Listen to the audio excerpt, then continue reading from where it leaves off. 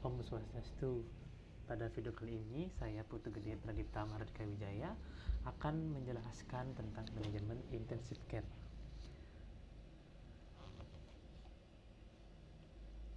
Next, outline PPT hari ini, latar belakang ICU, tipe, ruang lingkup, dan klasifikasi pelayanan, persiapan masuk ICU, indikasi pasien, manajemen ICU, dan kriteria keluar dari ruang ICU.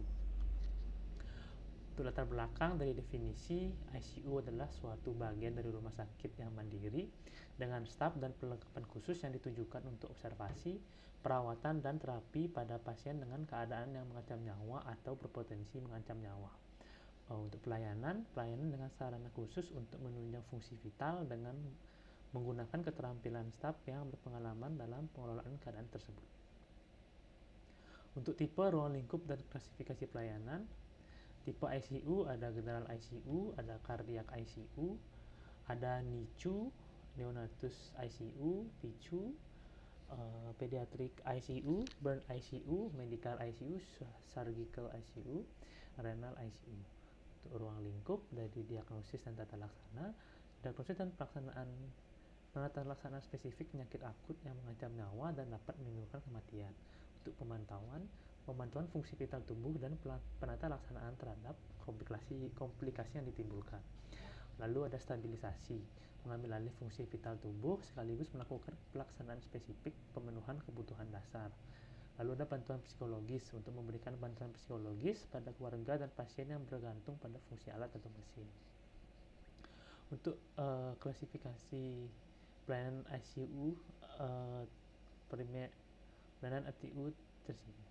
Untuk pelayanan ICU primer, mampu melakukan resusitasi dan memberikan ventilasi bantu kurang dari 24 jam, mampu melakukan pemantauan jantung. Lalu ada pelayanan ICU sekunder, mampu memberikan ventilasi bantu lebih lama, mampu melakukan bantuan hidup lain tapi tidak terlalu kompleks, dan mampu melaksanakan semua aspek perawatan atau terapi intensif. Lalu persiapan masuk ICU, yang pertama adalah persetujuan. Pasien dan atau keluarganya harus mendapatkan penjelasan mengenai mengapa pasien akan diberikan perawatan di ICU serta tindakan kedokteran yang akan pasien jalani selama dirawat di ICU. Atas penjelasan tersebut, pasien dan atau keluarganya dapat menerima atau menolak untuk dirawat di ICU. Persetujuan dinyatakan dengan menandatangani formulir informed consent. Untuk landasan prioritas, yang pertama adalah keadaan rumah sakit. Pada keadaan sarana dan prasarana ICU yang terbatas pada suatu rumah sakit, diperlukan mekanisme untuk membuat prioritas apabila kebutuhan atau permintaan akan pelayanan IRI atau ICU lebih tinggi dari kemampuan pelayanan yang dapat diberikan. Lalu kedua adalah terbentuknya prioritas medik. Bila kebutuhan pasien masuk IRI atau ICU melebihi tempat tidur yang tersedia, kepala ICU atau IRI menentukan kondisi berdasarkan prioritas kondisi medik pasien mana yang akan dirawat di ICU atau IRI. Untuk indikasi pasien masuk ICU, yang pertama adalah prioritas pertama, pasien sakit kritis dan memerlukan terapi intensif dengan bantuan alat ventilasi, pemantauan ketat, dan obat-obatan vasoaktif kontinu dan tidak bisa dilakukan di ruang inap lain. Yang kedua ada pasien pasca bedah toraks kardiovaskuler dan pasien shock sepsis. Lalu prioritas 2, pasien yang memerlukan pelayanan pemantauan canggih dari ICU dan pasien dengan pemantauan intensif tertentu seperti kateter arteri pulmonal pada penyakit dasar jantung, paru atau gejala akut dan berat, atau yang telah mengalami pembedahan mayor bupivacaine. Lalu ada prioritas ketiga, pasien yang sakit kritis dan tidak stabil, di mana penyakitnya sangat mengurangi kemungkinan kesembuhan atau mendapatkan manfaat dari terapi ICU. Contohnya, pada penyakit keganasan metastatik disertai sumbatan jalan nafas, penyakit paru jantung yang terminal. Yang ketiga adalah usaha terapi mungkin sampai melakukan intubasi dan RDP. Lalu untuk prioritas keempat, pasien yang secara umum tidak perlu masuk ICU karena tidak banyak keuntungannya ketika dirawat di ICU. Contohnya, pasien gagal jantung ringan. Ada juga pasien stase terminal dan irreversible. Contoh pada keganasan dengan metastase disertai multi organ failure. Ini adalah beberapa pasien yang tidak memiliki indikasi masuk ICU. Yang pertama adalah pasien dengan brain death. Pasien harus dipastikan mengalami brain death dan dimasukkan ke ICU apabila mereka punya potensi donor organ. Sehingga ICU itu berfungsi untuk menunjang fungsi organ selagi menunggu penerima donor dari organnya. Lalu yang kedua dari FIES, pasien yang masuk indikasi tapi menolak terapi tunjangan hidup yang agresif dan memilih perawatan yang sederhana dan lebih aman. Yang ketiga adalah vegetatif, pasien dalam keadaan vegetatif permanen dan pasiennya tidak perlu masuk ruang ICU. Adalah pasien yang secara fisiologis stabil dan secara statistik risikonya rendah untuk memerlukan terapi ICU. Pasien-pasien semacam ini lebih disukai dimasukkan ke suatu unit intermediate untuk terapi definitif dan atau observatif. Lalu manajemen ICU untuk terapi umum monitoring yaitu 24 jam pada vital sign, CVP, blood sugar, elektrolit, AGD, ventilator dan cairan. Lalu perawatan oleh staf medis yaitu berupa perubahan posisi pasien setiap 2 jam, memandikan pasien dan support psikologis. Lalu ada juga akses vaskular berupa terapi cairan dan nutrisi. Ada juga kontrol infeksi silang dengan universal precaution.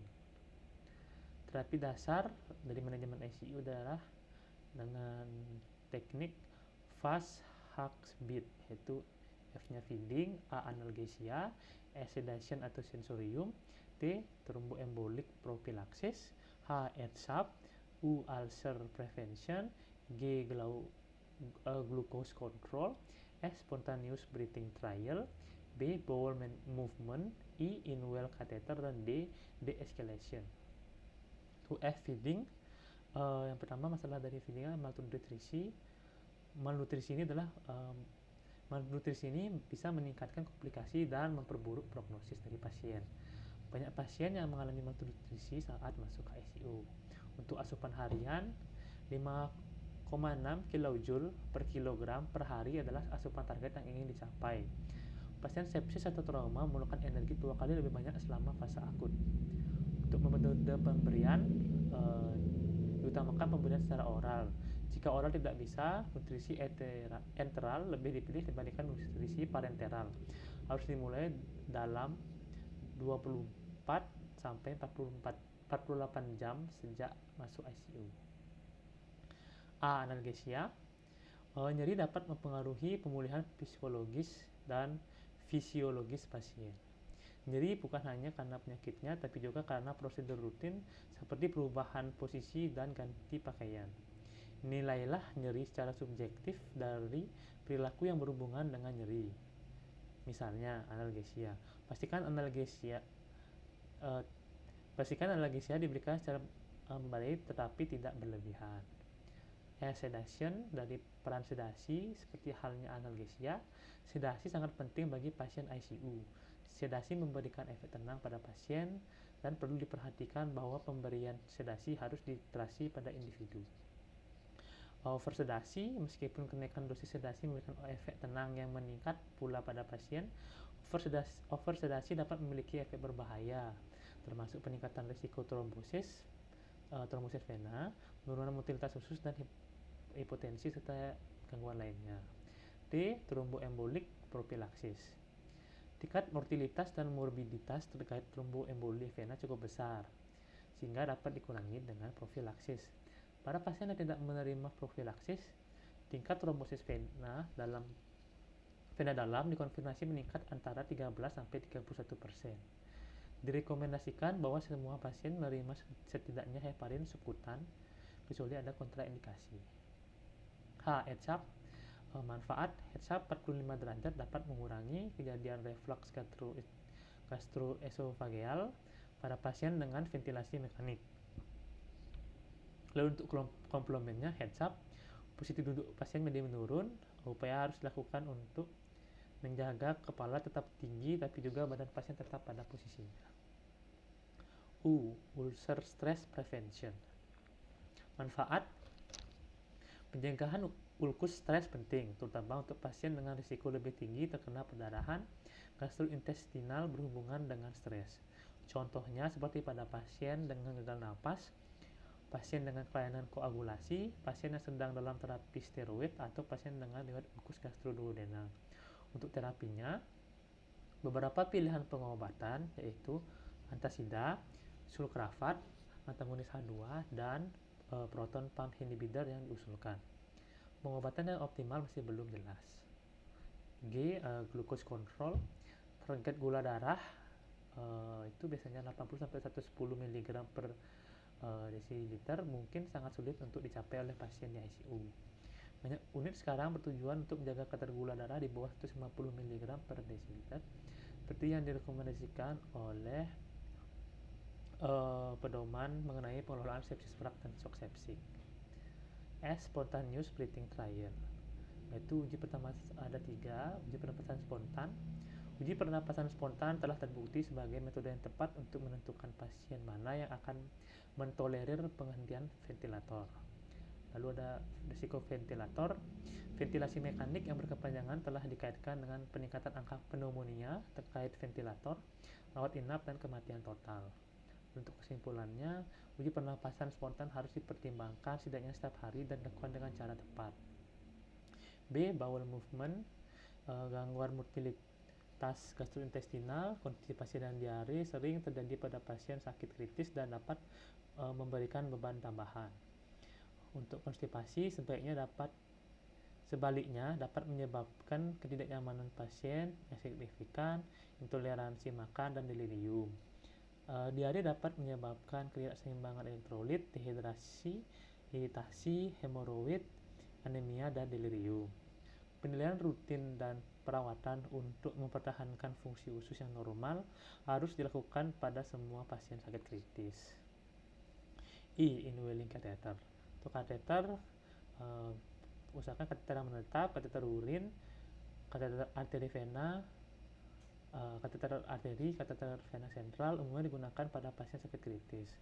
Untuk pemasangan, kateter dipasang dengan menembus mekanisme perlindungan alami tubuh sehingga risiko infeksi itu lebih tinggi. Untuk pelepasan sendiri mungkin ketika kateter ini tidak lagi diperlukan adalah hal penting untuk mencegah infeksi. Untuk pemantauan dari kateter, penilaian harian harus dilakukan terhadap butuh atau tidaknya pasien akan kateter ini. De-escalation. Diagnosis awal terapi antimikroba empiris sangat penting untuk pengobatan infeksi nosokomial. Identifikasi patogen. Setelah patogen diidentifikasi dan sensitivitas atau resistensi antimikroba telah dilaporkan, resimen harus dikonversi ke antimiotik spektrum sempit, hemat biaya, dan spesifik patogen. Prinsip deeskalasi dapat diterapkan pada farmakologis lain yang harus dievaluasi ulang secara teratur guna meminimalkan risiko efek samping dan kesalahan pengobatan. Untuk kriteria keluar ICU, pertimbangan dasar, pemindahan berdasarkan pertimbangan medis oleh kepala ICU dan tim medis. Status fisik stabil, bila status fisik pasien sudah stabil dan tidak perlu monitoring ketat lebih lama. Dan ada juga pertimbangan status fisik menurun bila status fisik telah menurun jauh tapi tidak ada rencana intervensi aktif. Untuk indikasi pasien keluar, prioritas pertama tidak lagi membutuhkan perawatan intensif, terapi mengalami kegagalan, prognosis jangka pendek buruk, sedikit kebermanfaatan bila perawatan intensif diteruskan, misalnya pasien dengan 3 atau lebih gagal sistem organ yang tidak berespon terhadap pengelolaan agresif. Untuk prioritas kedua, pasien dipindahkan apabila hasil pemantauan intensif tidak dibutuhkan dan pemantauan intensif selanjutnya tidak diperlukan lagi. Untuk prioritas ketiga, kebutuhan untuk terapi intensif telah tidak ada lagi. Dapat dikeluarkan lebih dini bila kemungkinan kesembuhannya atau manfaat terapi intensif sangat kecil. Contoh, pasien usia lanjut dengan penyakit yang tidak berespon terhadap terapi ICU untuk penyakit akut lainnya. Sekian dan terima kasih, semoga video ini bermanfaat bagi keilmuan kedepannya. Om Santi Santi Santi.